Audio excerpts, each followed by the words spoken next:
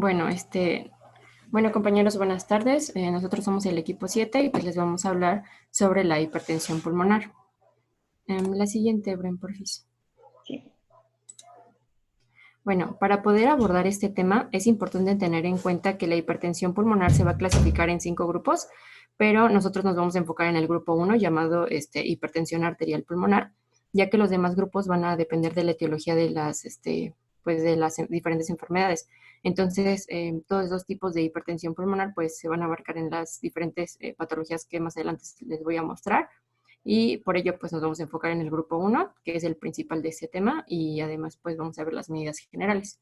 Entonces, la hipertensión arterial pulmonar es una enfermedad de las pequeñas arterias de la circulación pulmonar que se caracteriza por la proliferación y remodelación vascular. Estos procesos conducen a una obstrucción vascular y a la presencia variable de vasoconstricción, alteración pues que determina un incremento progresivo de las resistencias vasculares pulmonares y finalmente una insuficiencia cardíaca derecha y muerte. La siguiente, por favor, Bren.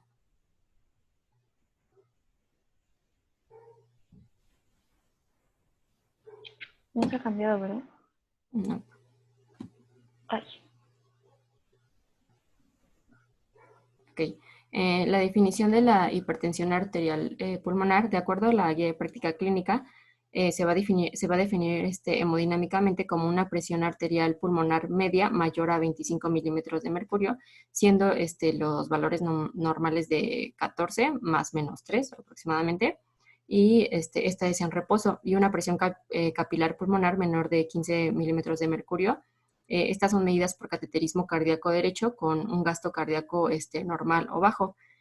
Se va a sospechar siempre que se evidencie estos tres, por ejemplo, el ecocardiograma con una presión arterial pulmonar sistólica mayor de 36 y o una velocidad de regurgitación tricuspidia mayor a 3, lo cual lo veremos más adelante. La siguiente, por favor.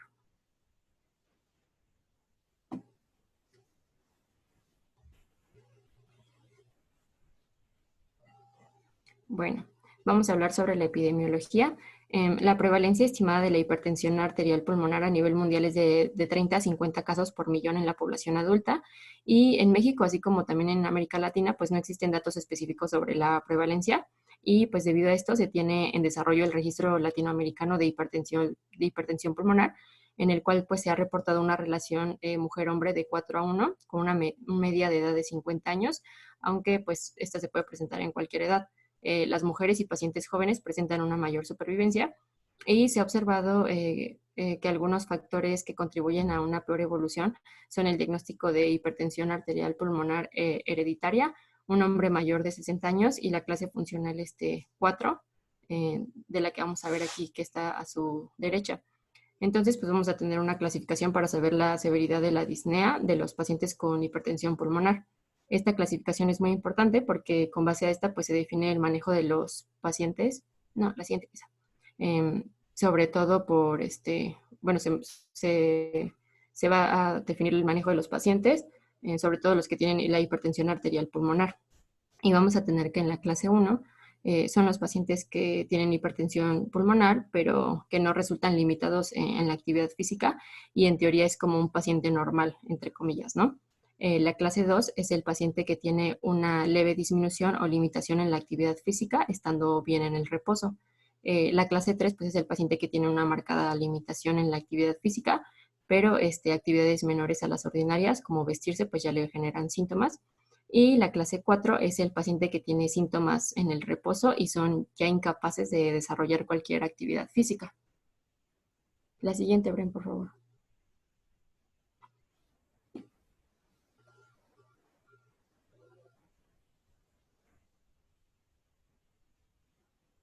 Entonces vamos a tener que la clasificación de la hipertensión pulmonar va a ser en 5 grupos. No, la pasada, esa.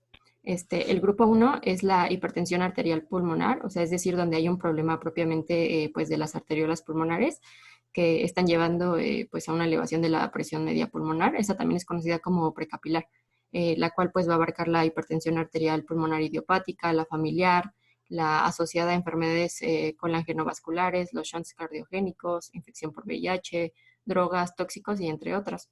En el grupo 2 vamos a tener la hipertensión pulmonar asociada a una disfunción cardíaca izquierda o hipertensión arterial pulmonar secundaria a falla cardíaca. Esta abarca pues la enfermedad cardíaca y valvular de las cavidades izquierdas.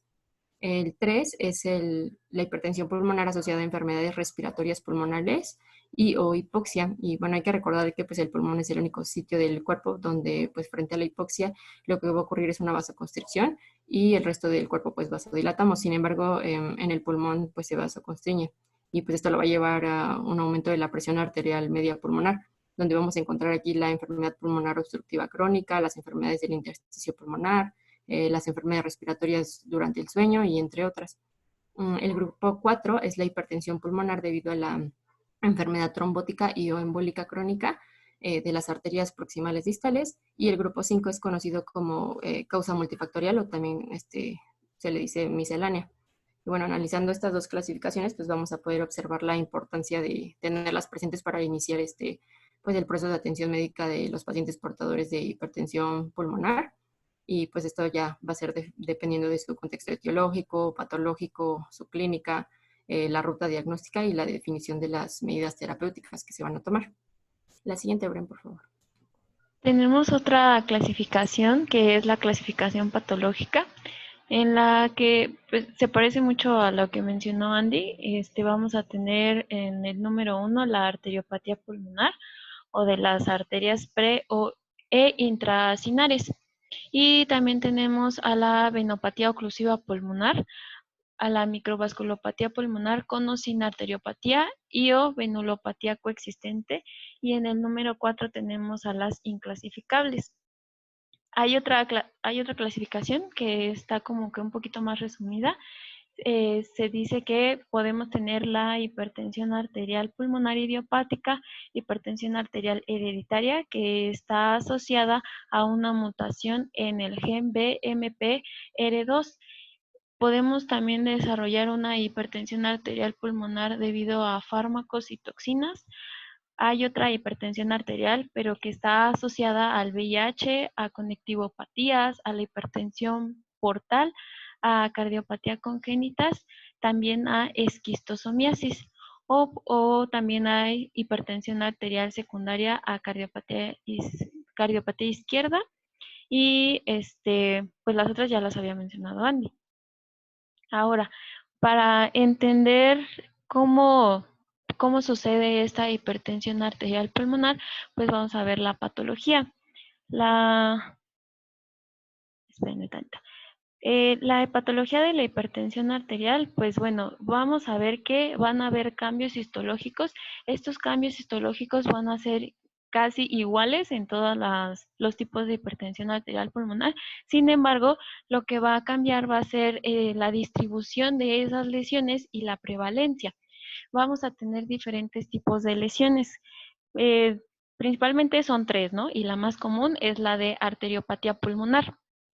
En la arteriopatía pulmonar lo que va a suceder es que va a haber un desbalance entre la proliferación y la apoptosis de las células de las paredes vasculares.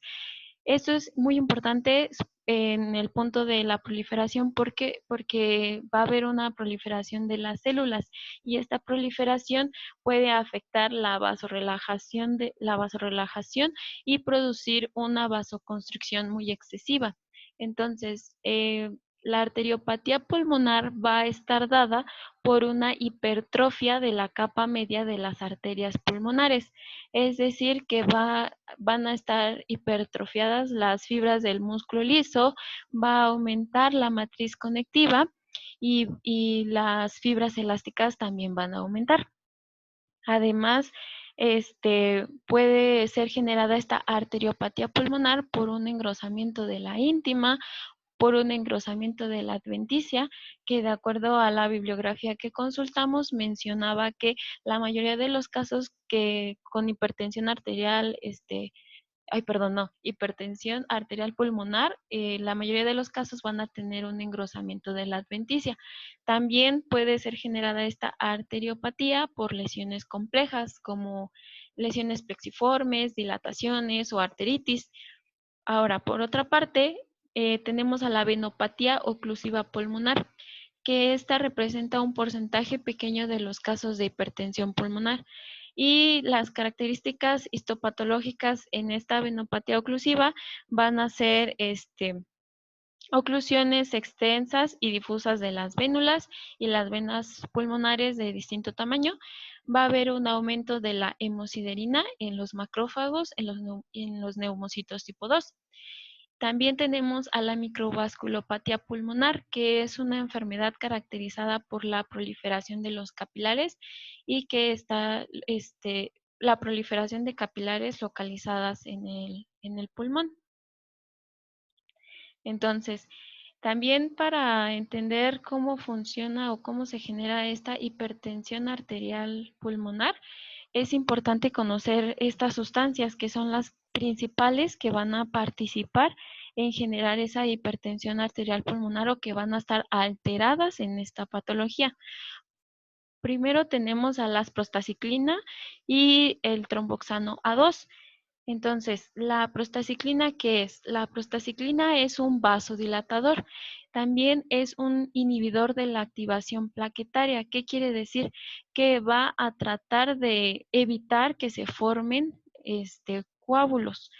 Y entonces, como este está alterado, lo que va a haber, en lugar de que haya vasodilatación, va a haber una vasoconstricción. Y en lugar de que se inhiba la activación de las plaquetas, estas plaquetas pues sí se van a activar, se van a acumular y entonces hay mayor riesgo de que se formen trombos. También estas propiedades antiproliferativas se van a perder, entonces lo que va a generar es que se favorezca la proliferación de células. Luego tenemos al tromboxano A2. El tromboxano A2 es un vasoconstrictor y un agonista de la activación plaquetaria. Este tromboxano A2 va a estar aumentado en la hipertensión arterial pulmonar. Entonces, ¿qué quiere decir? Que va a haber una mayor vasoconstricción y como es un agonista de la activación plaquetaria, entonces favorece a la formación de trombos. Y después pasemos al óxido nítrico. El óxido nítrico pues es un vasodilatador. Además es un inhibidor de la activación plaquetaria y de la proliferación de las células musculares lisas. Este óxido nítrico va a estar disminuido en la hipertensión arterial pulmonar.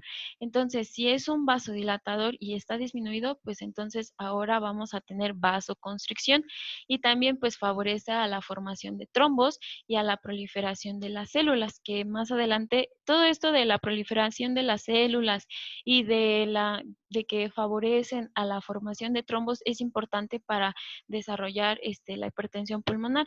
Entonces, también el péptido intestinal también es un vasodilatador sistémico, inhibe la activación plaquetaria y pues este también va a estar disminuido. El factor de crecimiento vascular endotelial, va a estar aumentado. Pues como saben, pues favorece la proliferación de las células vasculares. Entonces, esto va a condicionar que se generen más células. También la serotonina, aquí también es importante la serotonina porque esta es un vasoconstrictor y también induce la proliferación e hiperplasia de las células musculares. La serotonina va a estar aumentada, al igual que la endotelina, que también es un vasoconstrictor. Entonces, ahora, ¿qué va a pasar en la hipertensión arterial pulmonar? Pues primero podemos empezar explicándolo con la ley de Ohm. La ley de Ohm nos dice que la presión es igual al gasto cardíaco por la resistencia. Aquí lo que debemos saber es que si aumenta el gasto cardíaco o si aumenta la resistencia, va a aumentar la presión en los pulmones. Entonces, aquí tenemos un esquemita en el que se ve un alveolo. Entonces, en el alveolo, ¿qué va a pasar? Pues llega el oxígeno. Llega el oxígeno, tenemos oxígeno al 100%, entonces este oxígeno lo que hace es generar una vasodilatación. Y si hay una vasodilatación, entonces se estimula la formación del óxido nítrico, porque bueno, el óxido nítrico se puede producir al estimular los capilares. Entonces, Aquí vamos a tener un aumento del óxido nítrico y el óxido nítrico actúa en el músculo liso. Al actuar en el músculo liso, lo que genera es vasodilatación.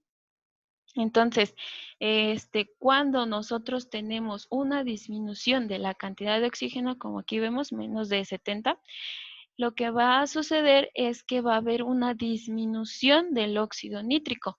Y si hay una disminución del óxido nítrico, entonces vamos a tener una vasoconstricción.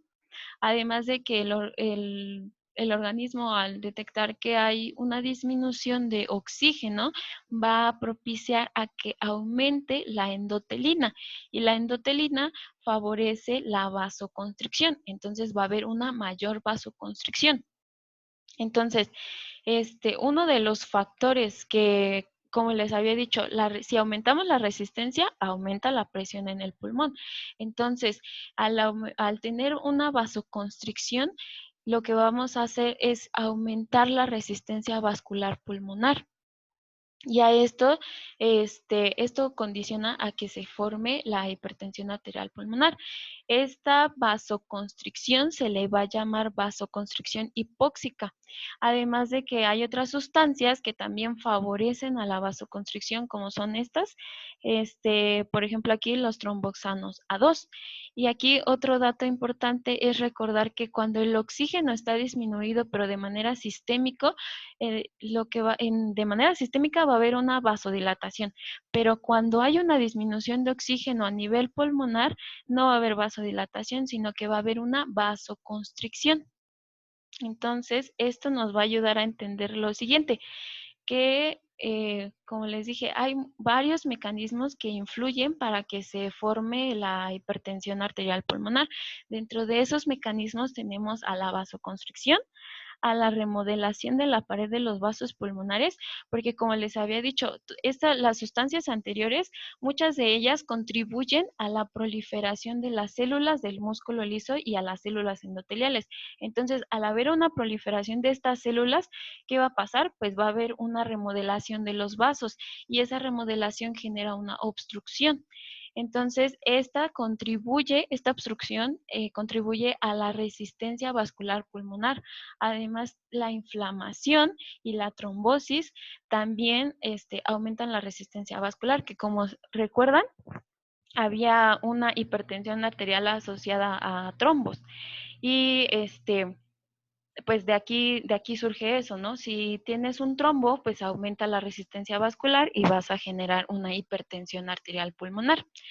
También el daño o disfunción de las células endoteliales, pues lo que van a hacer es generar alteraciones en diferentes factores. Por ejemplo, aquí tenemos a los factores dilatadores y los factores constrictores.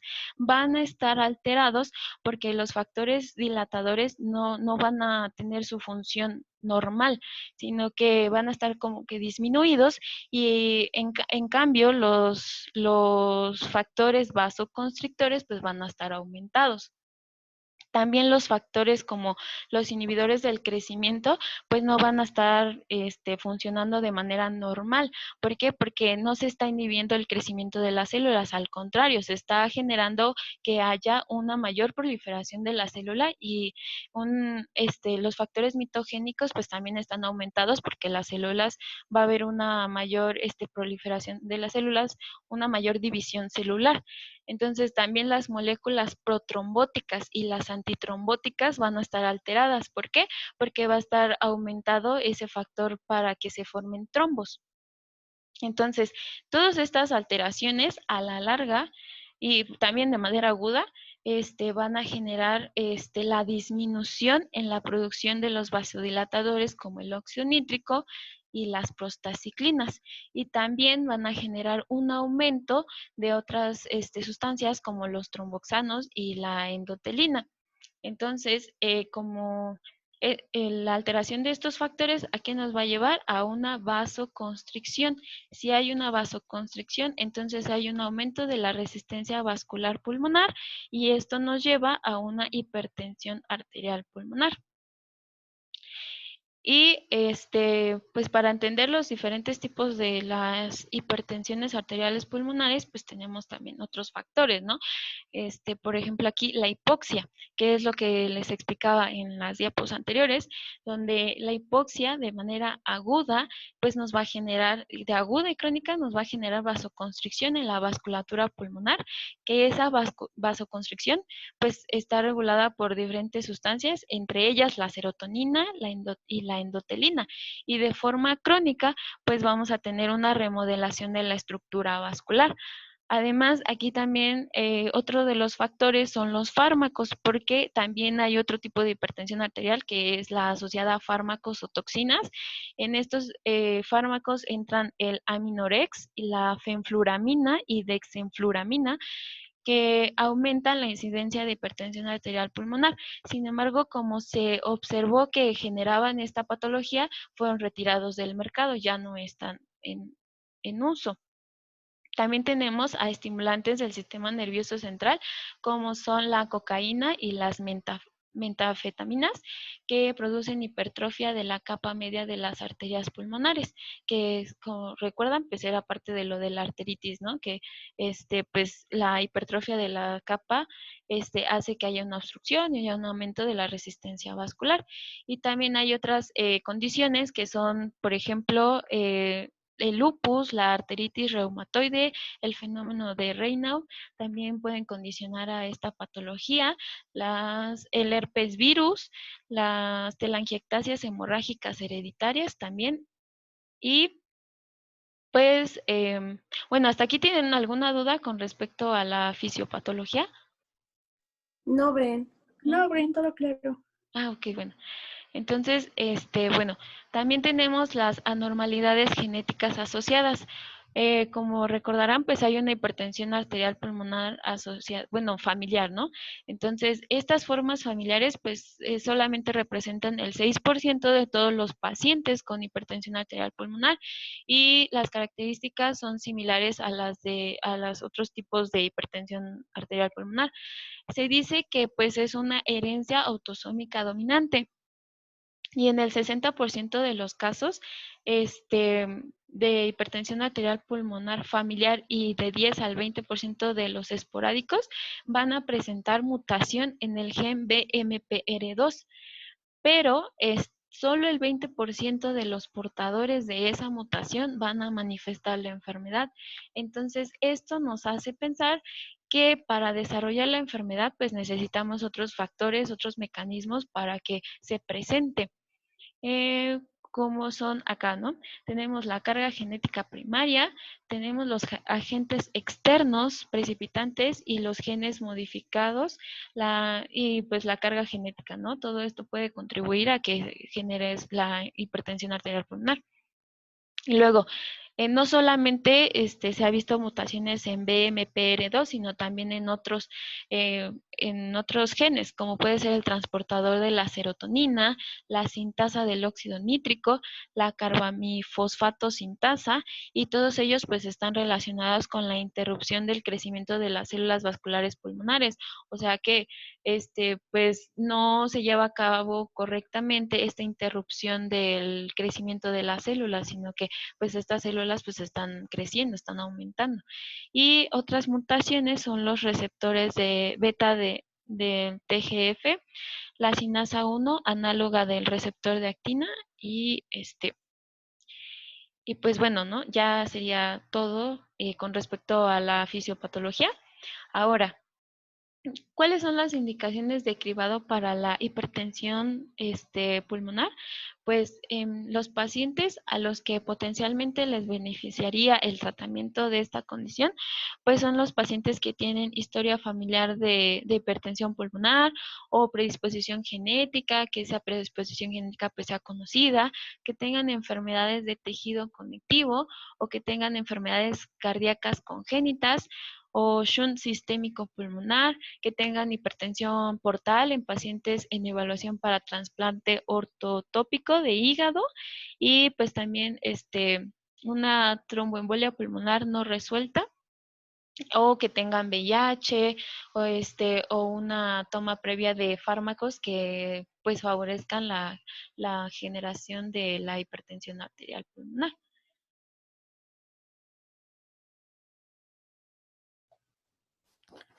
Bueno, ¿sí me escuchan? Sí, Lau. Sí, Lau. Bien, gracias. Sí. Bueno, entonces vamos a ver cómo se hace la evaluación de un paciente con sospecha de hipertensión pulmonar. Entonces vamos a ver, se sospecha de un paciente a través de su historia clínica, de los síntomas, de los factores de riesgo, de la historia familiar, como lo que ya les mencionó esta Brenda, la exploración física y estudios como la radiografía de tórax y el electrocardiograma. Bueno, entonces vamos a ver signos y síntomas. El principal síntoma que van a presentar estos pacientes es la disnea de esfuerzo. Ellos también pueden presentar fatiga con el ejercicio, un dolor tipo anginoso, síncope, ortopnea. Y en la exploración física podemos encontrar un segundo ruido pulmonar reforzado, un soplo pansistólico de regurgitación tricuspidia. Igualmente podemos encontrar un tercer ruido en el ventrículo derecho.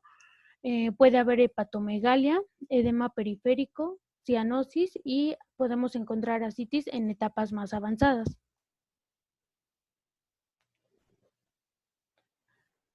La siguiente, gracias. Bueno, en el electrocardiograma vamos a ver una hipertrofia del ventrículo derecho y por lo tanto vamos a ver estas ondas R altas en B1 y B2. También vamos a observar las ondas S profundas en las derivaciones precordiales B5 y B6. Y por este mismo crecimiento de las cavidades derechas vamos a encontrar un eje desviado a la derecha. Y también podemos encontrar agrandamiento de la aurícula derecha. En la radiografía de tórax podemos encontrar una cardiomegalia debido a este crecimiento, ya sea por una dilatación de la aurícula derecha o una hipertrofia del ventrículo. Y también podemos encontrar un agrandamiento de las arterias pulmonares. Bueno, entonces si ya tenemos esta sospecha de que el paciente tenga hipertensión, a ellos se les hace una ecocardiografía transtorácica con Doppler. Y aquí las medidas que se toman es la dilatación del ventrículo derecho, la presión sistólica del ventrículo derecho y la dilatación de la aurícula derecha. También a lo que se mide aquí es la velocidad pico de regurgitación tricuspidia y a partir de esta velocidad se va a calcular la presión sistólica. Estos valores nos van a servir para saber si el paciente tiene probabilidad de que tenga hipertensión o no. Si esta velocidad pico de regurgitación es menor a 2.8 y la presión sistólica de la arteria pulmonar es menor a 36, es improbable que la tenga. Entre los valores 2.8 y 3.4 y la presión sistólica de 36 a 50, es posible que el paciente tenga una hipertensión pulmonar. Y va a ser muy probable que la tenga si esta velocidad es mayor a 3.4 y la presión sistólica en la arteria pulmonar es mayor a 50. Entonces, ya hecho este estudio, como nos mencionaron nuestras compañeras, pues hay muchas causas. Entonces hay que pues ir descartando, saber si tiene una causa específica o si esta hipertensión es idiopática. Entonces se evalúa si es si puede ser por enfermedades de cavidades cardíacas izquierdas, ya sea por una disfunción sistólica o diastólica, o por alguna enfermedad valvular. También se debe valorar si es por enfermedades congénitas y a estos pacientes se les hace ecocardiografía con contraste y o transesofágica. También se debe evaluar si se puede deber a una enfermedad tromboembólica y a estos pacientes se les tiene que hacer una gammagrafía de ventilación-perfusión. Y en caso de que esta gammagrafía no sea concluyente y se sigue teniendo esta alta sospecha, se debe de hacer una angiografía pulmonar por tomografía. Y bueno, también se tiene que evaluar si es debida a alguna enfermedad pulmonar, por ejemplo, por EPOC o algún trastorno hipoxémico relacionado con desórdenes respiratorios durante el sueño. Entonces, a estos pacientes se les realiza pruebas de función pulmonar y un estudio polisomnográfico. Y bueno, también a estos pacientes se les debe de valorar si estas enfermedades están relacionadas con tejido conectivo o con VIH. Entonces a ellos se les hace pruebas serológicas para descartar cualquier enfermedad, por ejemplo, lupus o SIDA. La siguiente, Brenda. Bueno, también a estos pacientes se les debe de valorar la limitación que les ocasiona su hipertensión. Entonces tenemos la clase funcional, que fue la que nos explicaron nuestras compañeras. Y también tenemos el test de la marcha de los 6 minutos. Aquí lo que hacen es poner a caminar al paciente durante 6 minutos y lo van evaluando. Cuando termina le preguntan pues su sintomatología, ¿no? Que cómo sintió, si le faltaba mucho el aire o si tenía cansancio.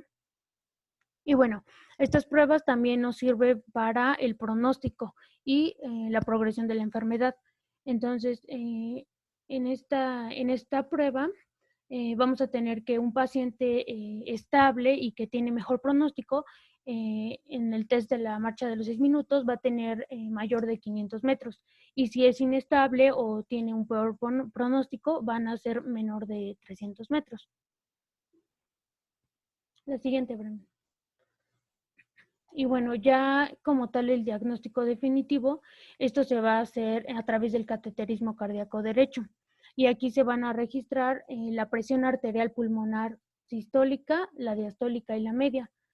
Se va a ver la presión en la aurícula derecha, la presión del ventrículo derecho y el gasto cardíaco. Entonces es aquí cuando ya confirmamos que sí existe hipertensión pulmonar. Y se va a definir hemodinámicamente como una presión de arteria pulmonar media mayor de 25 milímetros de mercurio y una presión capilar pulmonar menor de 15 milímetros de mercurio, ya sea que el gasto cardíaco sea normal o bajo. Y en ese momento, igual después de hacer estas mediciones, se les hace un test agudo vasodilatador. Esto se puede hacer con distintos fármacos, por ejemplo, con prostaciclina, con adenosina o con óxido nítrico. Y esto va a permitir reconocer a estos pacientes respondedores. Para que digamos que esta prueba sea positiva, debe haber una disminución de cuando menos 10% de la presión pulmonar media en relación con la basal, o que tengan una disminución de la presión pulmonar media a 40 milímetros de mercurio o menos. Y en cualquiera de estas dos condiciones, que se asocia a un incremento del gasto cardíaco o que éste se mantenga sin cambio. Y bueno, de estos pacientes solamente un 10% van a ser verdaderos respondedores. Este test nos sirve para saber si a ellos les va a beneficiar este tratamiento con bloqueadores de canales de calcio. Y se les puede dar a ellos nifedipina, amlodipina y odiltiazem. La siguiente, Brenda. Y bueno, vamos a ver las estrategias terapéuticas. Las recomendaciones generales y la terapia básica. Bueno, esos pacientes tienen que realizar actividad física que sea apropiado dependiendo de su sintomatología. También en caso de las mujeres, ellas deben de evitar el embarazo porque puede haber un estrés sobre el sistema cardiovascular. Igualmente estos pacientes no deben fumar y a ellos se les administra oxigenoterapia y esto es para mantener la saturación de oxígeno por encima del 90%. También se les puede administrar diuréticos para mejorar el fallo ventricular derecho y en caso de que llegara a haber fallo cardíaco izquierdo se les administra digoxina. También a estos pacientes se les da anticoagulantes. Bueno, están recomendados porque como nos mencionó Bren, estos pacientes tienen la predisposición de eventos trombóticos y el objetivo va a ser mantener el INR entre 1.5 y 2.5.